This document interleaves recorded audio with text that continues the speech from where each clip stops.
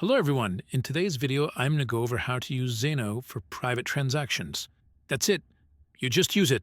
It's private by default all the time, every time, unless you specifically want to tell someone about your account. Unlike public blockchains like Bitcoin or Ethereum, where the entire world can see exactly how much money was sent from what address and to what address, and oftentimes link those addresses, real-world identities, anybody looking at the Zano blockchain, they don't know what amount was transacted, what token was transacted, what address it was from, what address it was to. They know nothing about the transaction at all. To have a private transaction with Zano, you just use it. It's that easy. As long as you're on a computing device that's actually secure, like your own phone or your own computer that doesn't have some sort of virus or keylogger or something installed in it, you're good to go. Zano transactions by default are private all the time. And again, unlike these public blockchains like Bitcoin or Ethereum, nobody knows how much money you sent, what money you sent, how much you received, what token you received it in. They don't know anything about it at all. So that sounds appealing to you? Go ahead and get started with Zano today. You can learn more at zanolist.com.